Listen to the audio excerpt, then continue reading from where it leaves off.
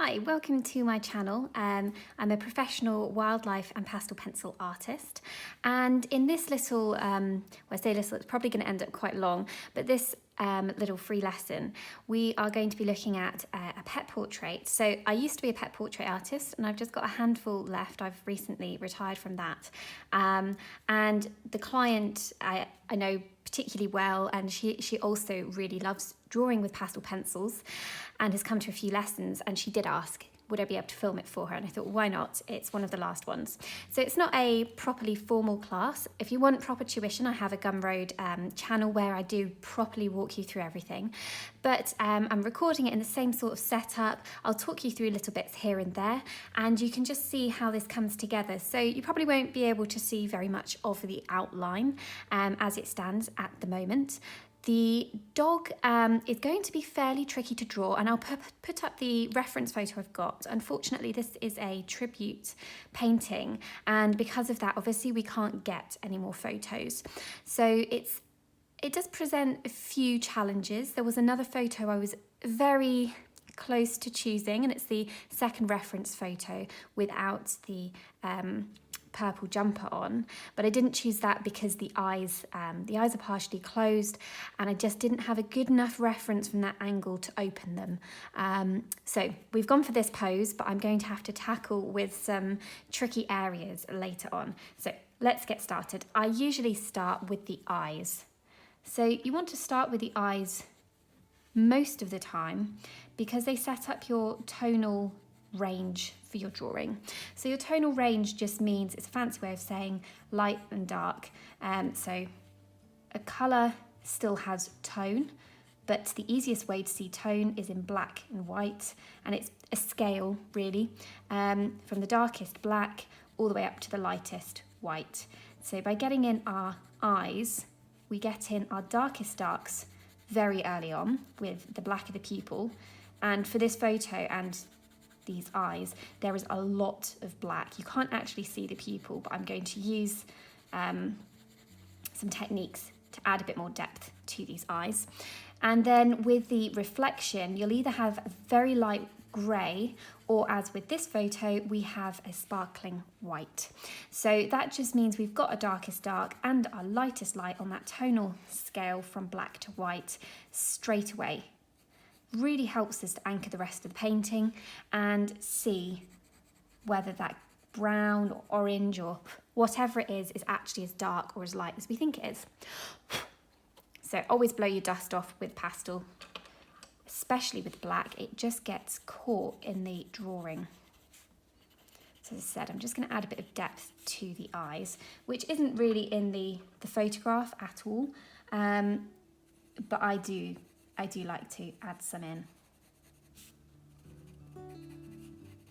So if you're new to drawing in general and you want some tips on good practice, good ways to get going, then I've actually got a YouTube mini-series called How to Get Drawing, and it takes you through various things. So it's got a focus on pastels because of course that is my specialism, that it talks about how to set up a studio space, getting reference photos, and that sort of thing, which can really hold you back. And then there are some pastel specific questions answered, such as the paper I'm using, the materials I like to use. So if you want to find out more about all of this, I have got all of that information on my channel and also on my website. And if there's anything that's not been answered, do just ask. I tend to think in the world of art, not enough people always offer up information about materials that they use or a specific technique. And yes, of course, artists have to make a living as well and have to sell some of this knowledge as lessons, but to an extent, really, it should be shared. And having the correct paintbrush or the same materials as an artist you admire doesn't mean you're going to end up painting like them at all. So just keep blowing off all of this dust. The eyes still need adjusting a little bit more.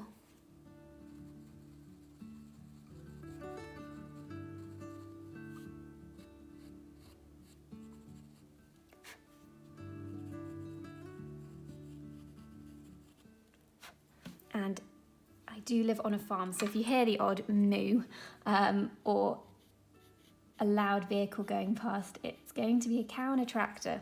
Tends to be quite busy during the day on the farm.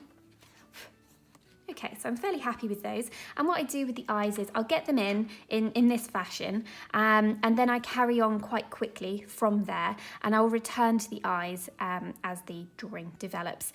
I don't like to overwork any of the areas too quickly. If you do overwork an area, especially with a pastel medium, you just end up oversaturating your board, and that means that you can't actually get the rest of your details and layers, tones, colours, textures, all of that. It starts to get very tricky to get it in, especially when we work on a small scale. Working on a larger scale, you can actually use slightly different techniques, which I don't really teach because I often work on a fairly small scale myself. But if I do a particularly large pet portrait, for example, I did quite a large spaniel puppy at the beginning of the year. And it was great fun because I got to use completely different techniques to put it together. And you can actually get away with adding quite a lot more pastel to the board as well. But when you're working on a scale, sort of, this is a bit bigger than A5, not quite as big as A4, and then heading up towards A3. Generally speaking, you want to be a little bit careful about how much of the card you're filling in at these early stages. So from the eyes, it will really depend upon the reference photo, of course, as to the next bit that I decide to fill in. But what I tend to do is start picking out structures that are going to help me. So in this instance, I'm looking for the darks. You'll remember from the reference photo that there is quite a lot of ivory fur coming out of the ears and the top of the head, but the face has got very short fur and dark skin underneath. So I'm getting in those darks nice and early because the rest of the painting really is going to depend upon that contrast to work, because all of these ivories in the fur, they're actually fairly close toned. There will be some dark shadows in there, undoubtedly, but there's a lot of light tones to be put in. So let's get in these darks and it'll help with the structure so that it doesn't end up feeling flat.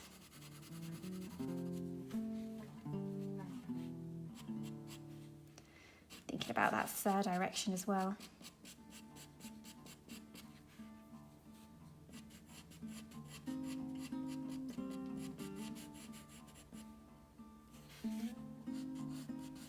So we'll actually be doing a tutorial on some larger mammals for my Gumroad channel soon. So there's going to be a hare coming out. I'm not quite sure when that's coming out yet, but it's probably going to be around an A3 size, which is how I like to draw them.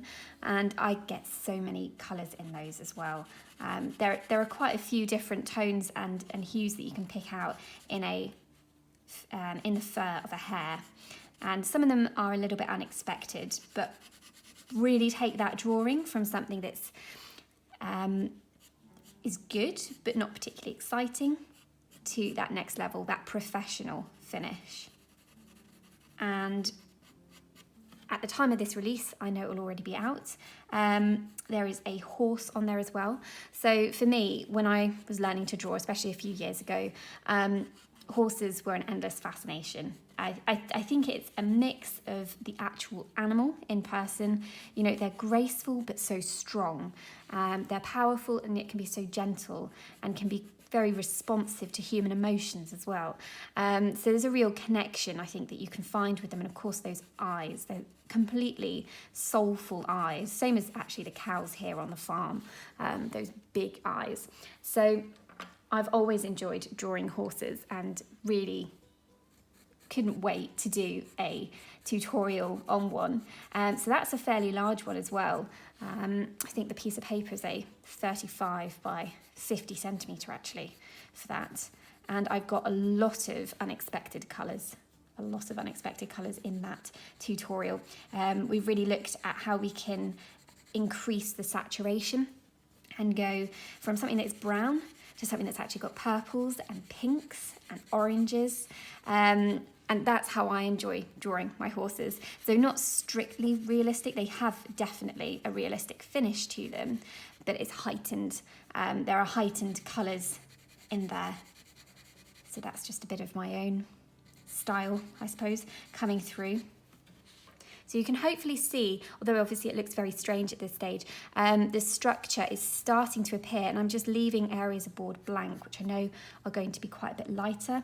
And I start to join the eyes into some of this so that the eyes will sit back into the sockets. So that's something that I often mention in classes. You can draw an excellent eye and either look at it and think it's brilliant and get to the end of the drawing and wonder what happened to the eye because you didn't develop an eye socket around it, or you can put an eye in, and this is usually the case, think it's no good, and often I have to go around in class and say, no, leave that, I promise, leave that, and we'll put the eye socket, the structure in around it. And then you hear a ooh from the other side of the class as they start to put in the eye socket, and sure enough, they're like, wow, that eye actually looks really effective now.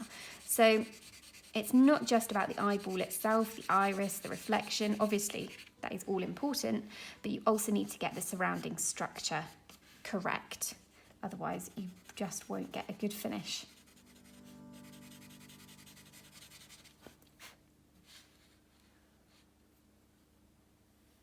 So the light in this portrait is coming in from the right-hand side, which you can already tell because I filled in this side much more quickly, much more confidently with the darks. And I've just got to be careful over here. This is where the ivory fur is appearing from, becomes long, and I don't want to end up getting those ivories too muddy, but I will actually need to weave some of these dark colours into those areas. So it's a little bit of a tricky balance.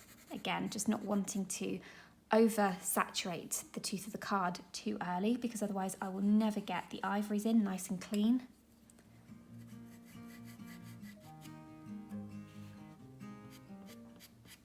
And if you want some advice on how to pick your colours for a drawing, how to pick your pencils, I have actually got a free YouTube video on that.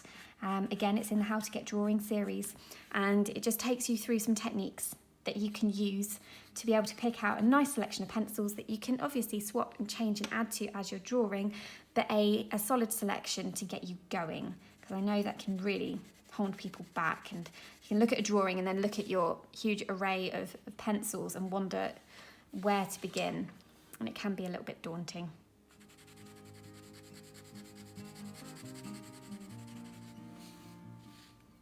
So I'm quite happy with this structure that's appearing. Obviously the nose really will need to go in fairly soon because it's not making any sense. Now on my reference photo you can't make out too many details in the nose. For some photos I change what I can see and I'll add more, but for this photo I'm not going to expand upon what we can see in the shadows here. Now the reason for this is, as I said, we've got ivory fur on the top and we've got quite a lot of it. And so these tones are at opposite ends of the scale, aren't they? This one is much closer to black, really close to black. And these tones, certainly in the lights, are going to be almost white. So we've got polar opposites. And then you've got greys in the middle. So if I then go in and change what I see in the photo so that I can see more details in the shadows, it means I'm going to have to use some of those greys, some of those darker greys admittedly, but some of the greys. And as per the photo, this whole front section of the nose is in very deep shadow. So then what do I do when I get up here? Because if I've gone and expanded the tonal range in here from just being black with a hint of this grey, which is very dark, if I expand that and work in more details in the nostrils, I'm going to have to be moving up to a mid-grey here. So it's about halfway between the black and the white. So that means that when we get to the ivory fur at the top, we haven't left a big enough gap. They won't be opposite as much as they are at the minute. And the face will actually appear to get flatter because of that, because instead we're mixing too many of the same tones in different areas where this needs to be really light and this needs to be really dark. We'll actually end up with a crossover of tones, which will to an extent happen anyway, because if you look at the photo again, there are some dark patches, But overall, this is very light and this is quite dark. So you do need to make sure that you plan your tones so that you will have enough difference between the light and the dark areas. So it's basically exposure. So same as on your camera. In this photo, we are exposing for the highlights, which means we're focusing on the highlights. So just like a camera, our eyes do this. So if you walk into a dark room, your pupils obviously expand, so you can take in as much light as possible and see details in the dark. Obviously, we're not brilliant at seeing in the dark, but we can see a certain amount in the dark. Now, if you were to go immediately from that dark room to bright outside, you'll feel blinded. It will hurt your eyes, but everything will appear bleached out, won't it? You won't be able to see those details. And that is because your eyes, for those couple of seconds, they are still exposed to see in the shadows, not in the highlights. Basically, you can't see details in deep shadows and in highlights at the same time. It's not physically possible. There aren't enough tones. Our eyes can't do it. So in reality, that's not how we see. So when you get drawings where you can see absolutely everything all over, but as with this photo, you are meant to have a very strong bias for where the light's coming from. This isn't flat lighting. Then what you will get is a flat drawing because you've used too many tones that are the same all over, and then we haven't got that exposure for either the highlights or the shadows. Instead, you've just tried to put detail absolutely everywhere. It won't look right. So I hope that babbling made some amount of sense. It takes a little bit of time to get your head around it, but once you do, and once I did a few years ago, it really, really helped me understand where I was going wrong in my drawings and why they were looking a little bit flat, to be honest. So I'm just going in. Obviously, we've got a small highlight here where the nostril is catching a little bit of light. And as I said, I will go in with the dark grey, but we won't be going into lots of other greys and putting in that other nostril that you can't see. There's again a tiny little low light just here, and I'll put that in with a very dark grey, so it almost doesn't stand out at all, because once more, I really had to study the photo to see that. So I'm just going to melt the bottom edge of the nose so that it becomes very non-distinct.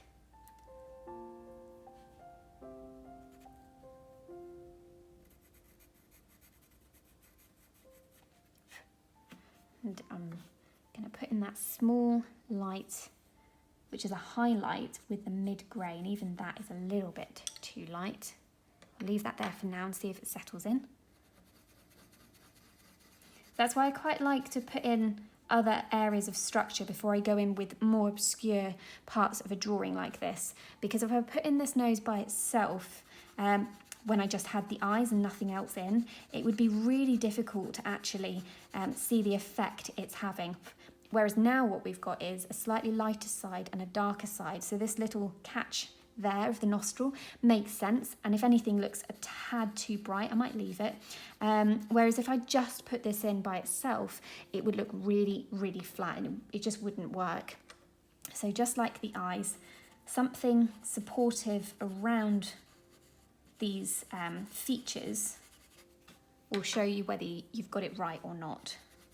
So there's more light on the top plane of the nose, but I'm just going in with these dark tones first, which are of course lighter than the black of the nose, which means I've got a nice, really soft line there between top and bottom. I'll go back in with that mid-tone pencil. So the top of the nose is catching some light. It's not too bright.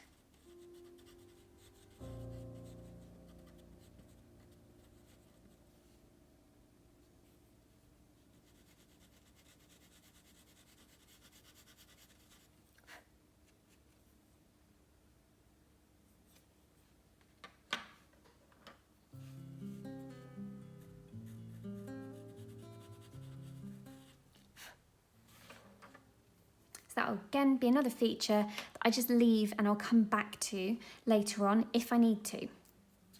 So I like to leave areas unfinished. That means you've just got more scope to come and fix things later on, again thinking about that tooth in the card and how much space is left.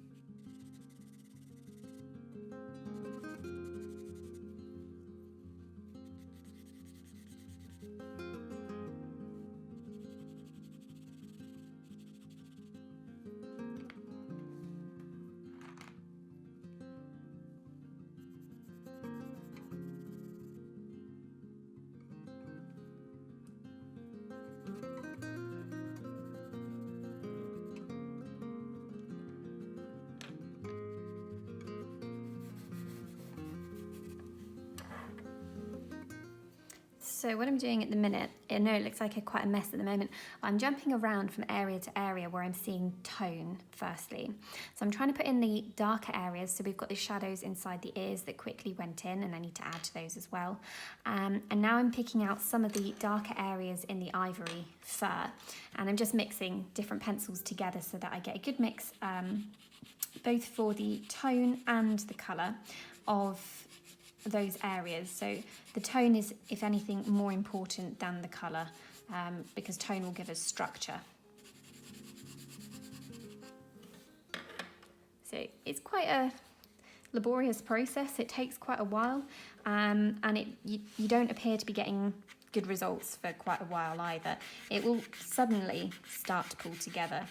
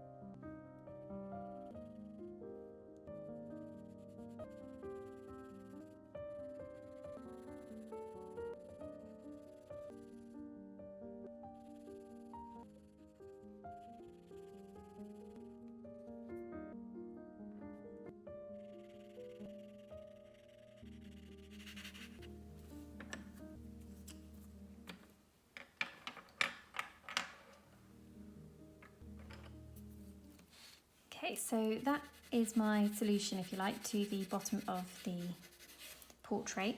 I'm just putting a neck in there, and then I will bring the fur around the face. So in the second reference photo you can see that the fur does travel down the side of the neck, so I'll just be exaggerating that a little bit, so that it can frame the portrait for me at the bottom. I'll often do that with spaniel portraits as well.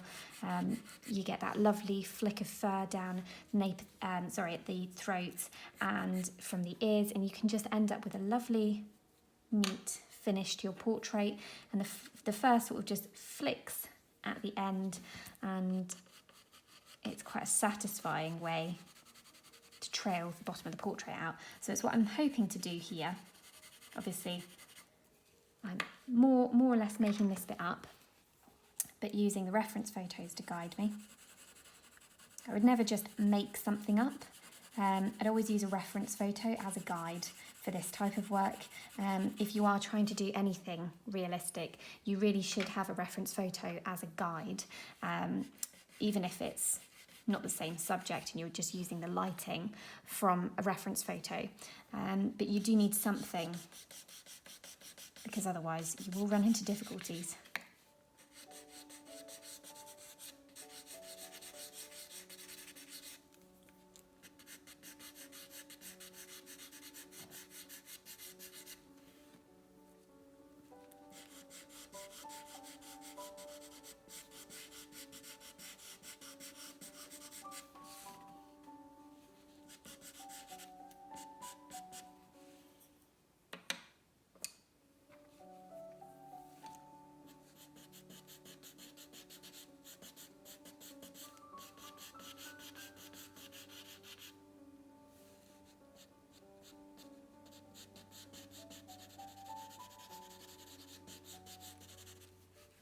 Okay, so I'm working my way into the lighter side of the portrait.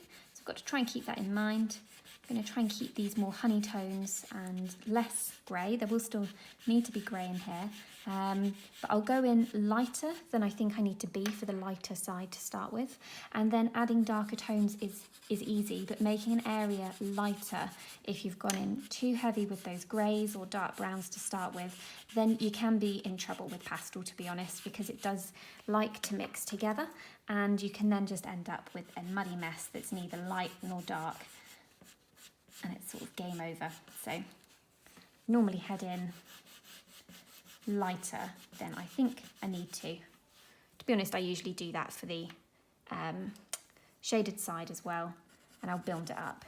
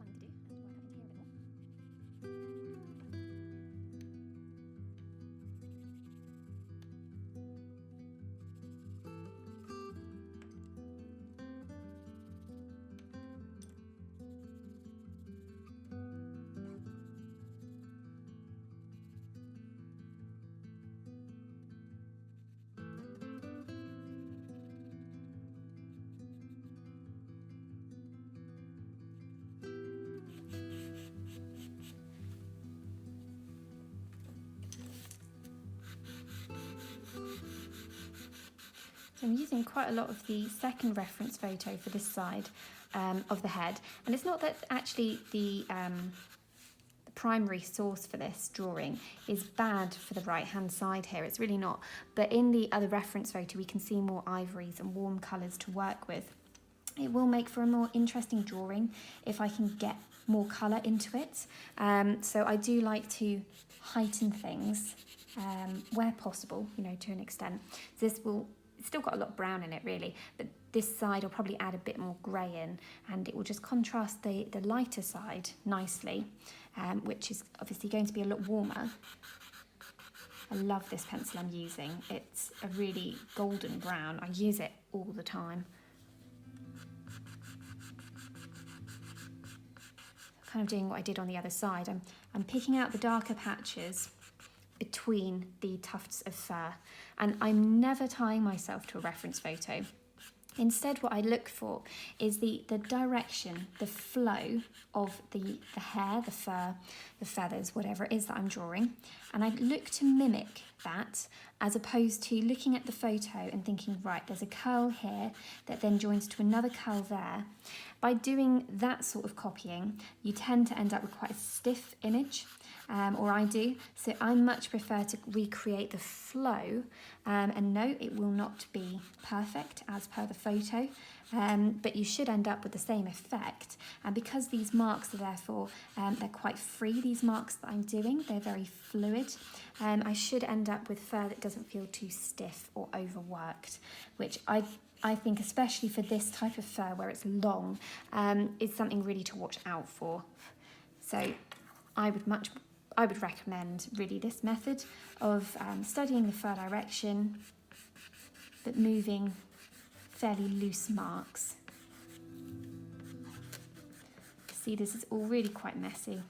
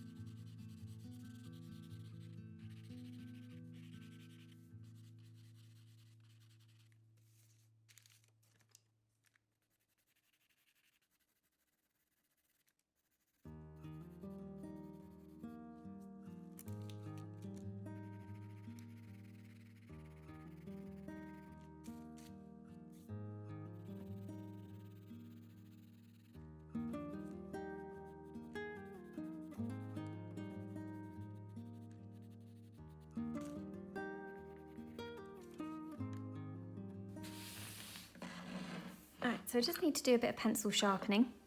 So I like to sharpen my pencil with a scalpel, craft knife, as long as it's sharp. You can get specific pencil sharpeners for pastel pencils. I haven't had much luck with them, and I tend to find really that this is actually the easiest method. It does take a little bit of time to get used to doing it, and at first it feels like a really big faff, but I do get good results.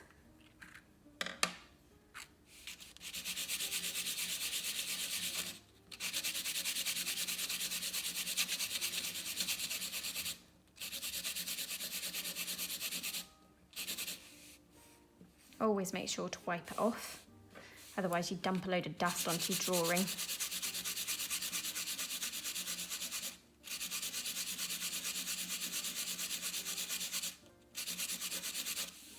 And again, just wipe that off.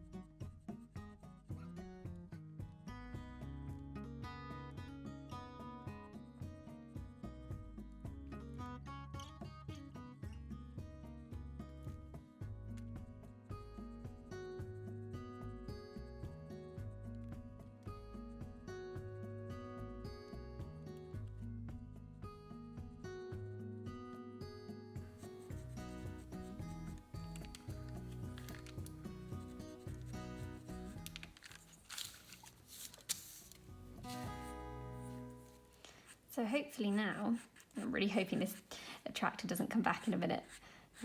Throughout this has been some heavy machinery moving around outside, but while we have quiet, hopefully you can see the effect of this underpainting now. As I put these lighter tones on top, the whole form is changing, the structure is changing, and the dog appears to be becoming 3D. So I'm just using one pencil for this, but look how I have different effects, both in terms of the texture I'm creating, but also the amount of light. So I call that, when I'm teaching, you know, what you can do with one pencil, sort of the power of one pencil. Really think about that when you're drawing, because you can quite surprise yourself. Instead of picking up 10 pencils, you might only need 2 to do the job, and actually just need to refine technique a little bit more and think about what you're trying to achieve. Is it texture? Is it light? Is it colour? Soft edges? And how best to achieve that, because sometimes picking up 101 different pencils isn't the best way to achieve great results.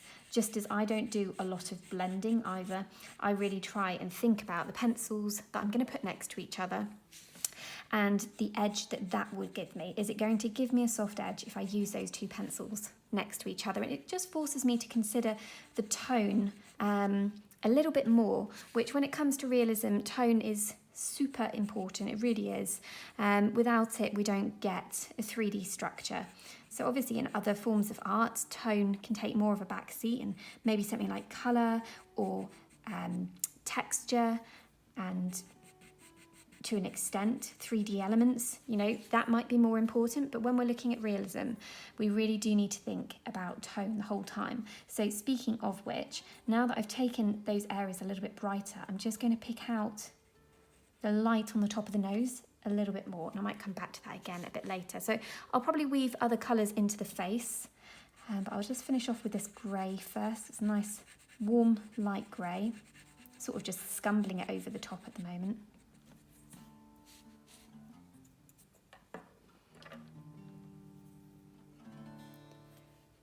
Start to introduce a bit of warmth with this ivory.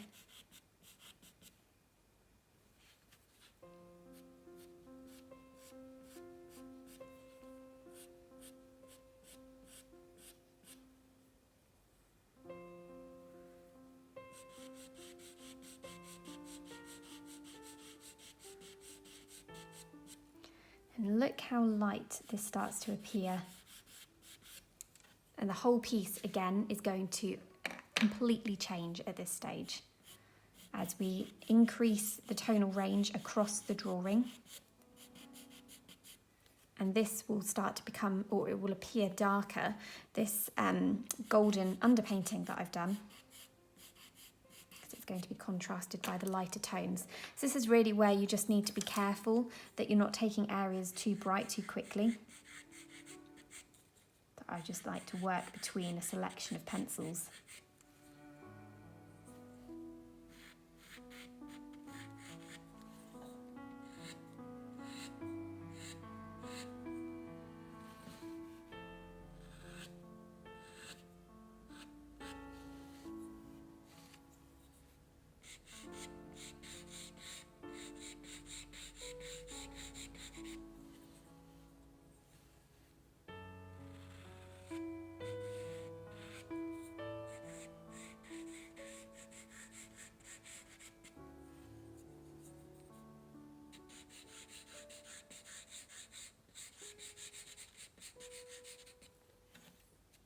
So I can see I'm going to need to take areas a little bit darker. So I'll just adjust them before I carry on adding light details. And again, I can tell they need to go darker because they're now being contrasted by my lighter tones, and the shadows that I see on the photo, they're not showing up dark enough on my drawing.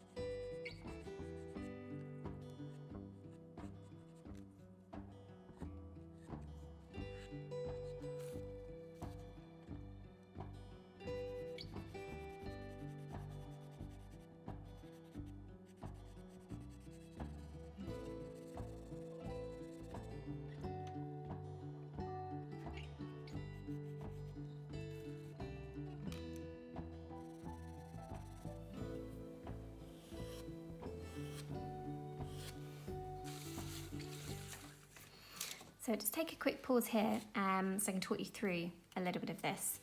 So you can see that I'm adding on layers of lighter tones now, but what I'm not doing, I'm not covering up all of that underpainting. If I was to go and cover everything up, then we'll have nothing to contrast these light tones on top. So you've really got to have a bit of patience with this step, because it does take quite a while to build up an effect, but also to be able to stop, look, and think about whether you really do need to add more to an area that you're working on, or whether actually the underpainting needs to be left to do its job. And quite a lot of these tendrils actually fall down into quite a dark shadow.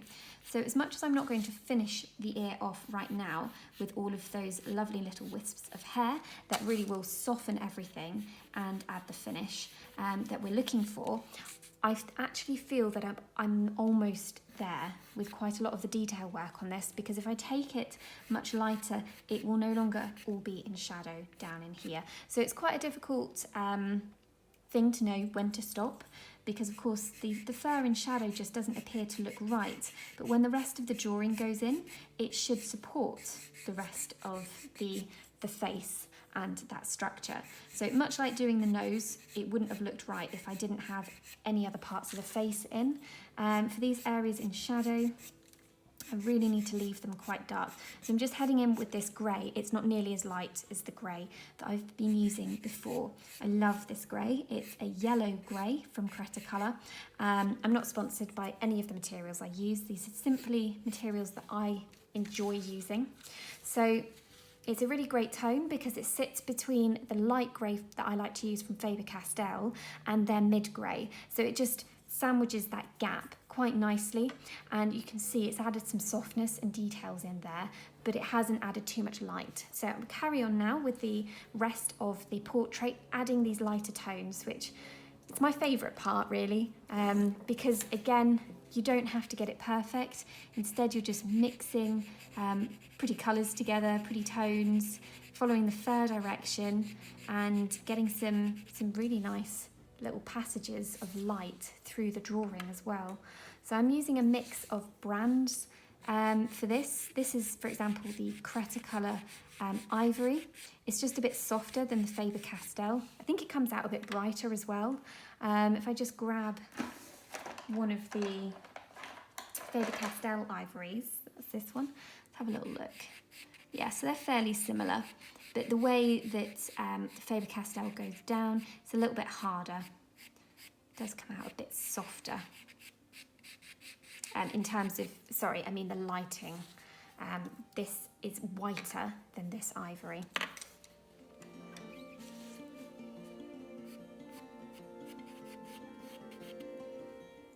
So we'll actually be putting in a purple hair tie there, which will complement a lot of the colours in this, which will be quite nice, but the customer just wanted a small pop of colour.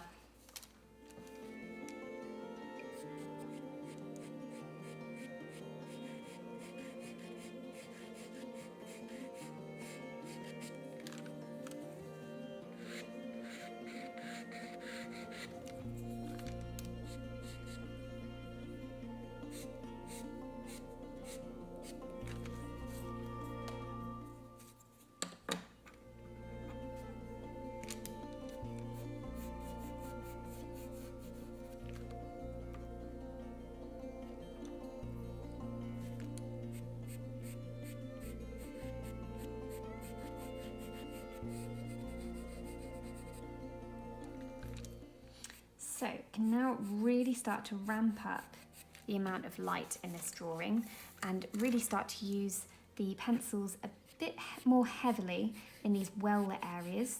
Also, I will be using some white, but I like to work up to white. Generally speaking, in drawings where you haven't got fur like this, that is particularly light, I would save white almost to the end of the drawing to add in, because of course once you've used white, it's the tip of your tonal scale. You can't go any brighter than that, so you need to make sure that you have your shadows, mid-tones and lighter tones well established, and that the white is really going in as the cherry on the cake for those subjects which haven't got fur like this. On fur like this, you still need to be careful because the same rule still applies in that you can't go any lighter than that white, which again is why the underpainting is quite important here. If we don't have a good enough underpainting, there'll be nothing to contrast these lighter tones and they won't appear to be as light as they are.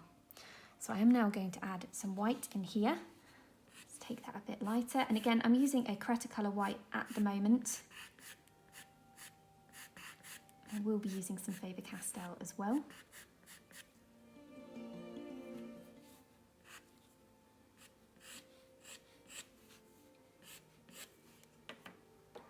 This is probably a good place to use the Faber-Castell. Shows up a little more boldly there. Whereas that Cretacolor is softer and sort of melts in a bit more.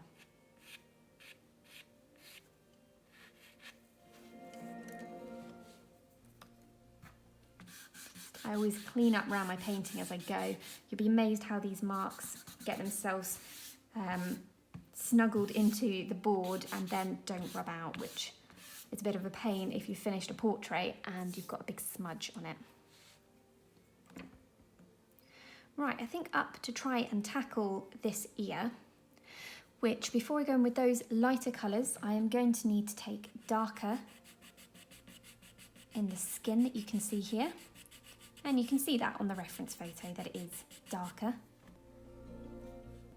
Again, this is just going to help us then contrast the lighter tones around it so that they should appear as bright as they are. Just weave a couple of strokes into these blocks here so that the light fur that I'm about to add in doesn't end up feeling too solid.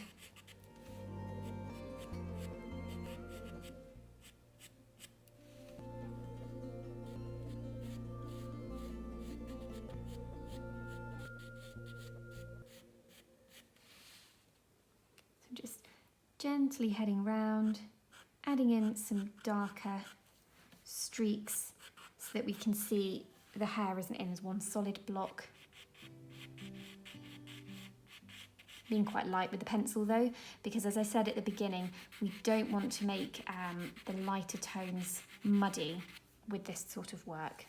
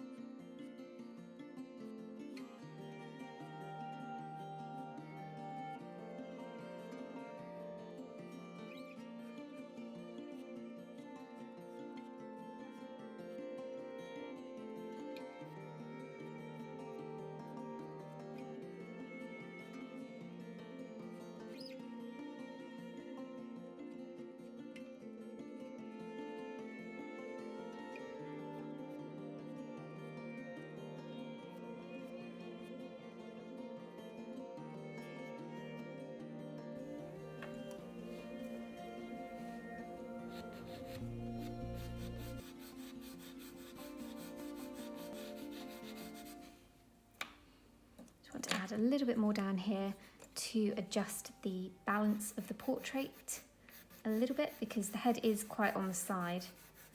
Just want to add a little bit more support for it down here before it is officially done.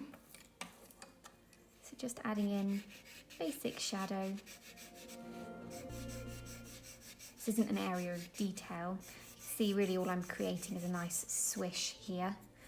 As I was saying earlier about the way the portrait fades out, it's quite important, and it's nice to have an elegant flow to that if possible, which is where working with the longer haired dogs is really quite nice, because you do have the ability to create a very elegant end to your drawing.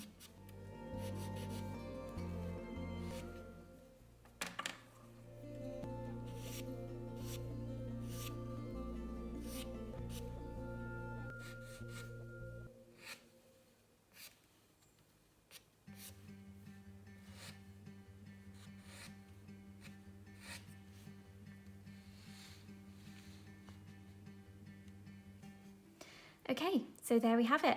That is a pet portrait in pastel pencils.